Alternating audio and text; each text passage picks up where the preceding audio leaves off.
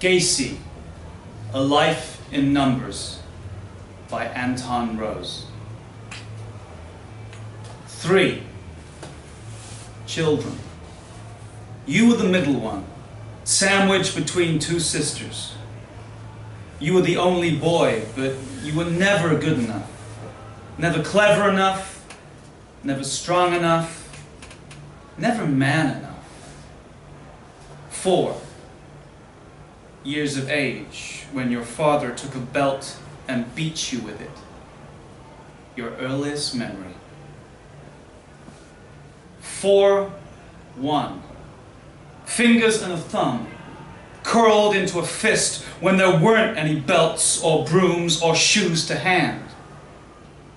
You counted each bruise, wore them as badges of shame, the blood soaking deeper each time. 4-1. Fingers and a thumb squeezed beneath your underwear where they weren't supposed to be, but you couldn't say stop, and there was no one you could tell, stuck in a truck with a friend of the family while he did things to you that you didn't understand. 9 times you blacked out as a child, disrupting your schooling and sometimes requiring hospital treatment. The doctors didn't know why it was happening. But your father knew the truth. You were making it all up. 3 months spent working as a mortuary attendant after you ran away from home. You slept behind the embalming room, dreaming in amongst the dead. One evening, you crept inside a coffin and embraced the corpse of a young man. You left the job and drove home the next day. 9 months you spent courting your first wife. To her, you were diligent, hardworking, an upstanding, respectable member of society. For a time, you were happy together. 3 fried chicken restaurants bought by your father-in-law, an offering of provision, an olive branch. You managed them well. 15 years, the age of the victim of your first known sexual offense. You're abused, exploited, blackmailed, seduced him. He couldn't fight back, but he had the courage to tell someone. $300 paid to one of your employees for a special assignment. You told him where to find your accuser, to beat him into submission. 17 days, the time it took for the doctors to diagnose you with anti-social personality disorder.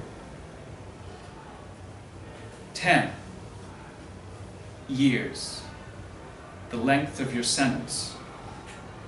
On the day you were convicted, your wife petitioned for divorce. Inside, you were the model inmate, towing the line, even running the JC group. It flourished under your leadership. 3/20, the fraction of your sentence you actually served. 2 days, the time between your father's death and when you found out. You broke down in prison, begged for compassionate leave to go to the funeral. They refused.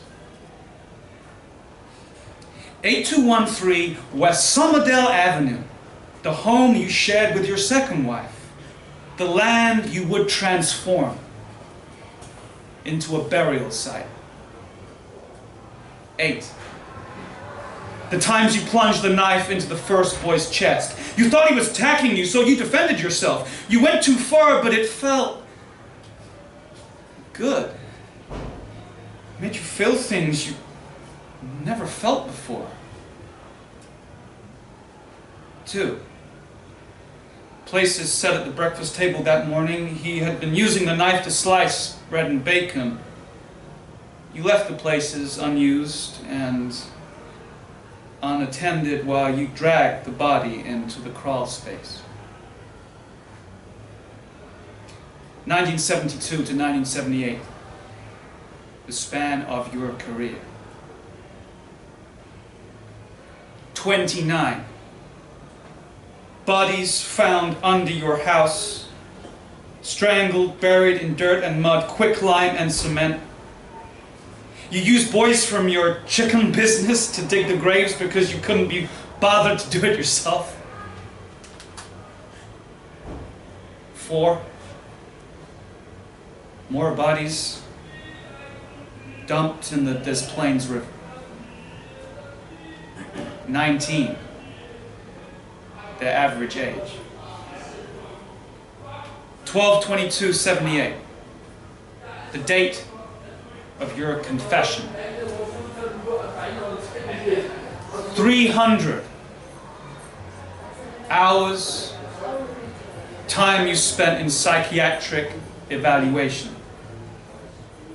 4 hours, the duration of the prosecution's closing statements. 2 hours, the time needed for the jury to make their decision. 14 years spent on death row with appeal after appeal, process and procedure droning on and on. You knew they were all wrong, and you studied the legal documents yourself, trying to find the flaws in the case. 18 minutes, the time it took for them to kill you. It should have been less, but they botched the job, fumbling with straps, tubes, toxic chemicals. 3 words, the last you ever spoke. Kiss my ass. 0, the fucks you gave. 0, the apologies you made. 0, the abnormalities found when they studied your brain. X, the reasons why.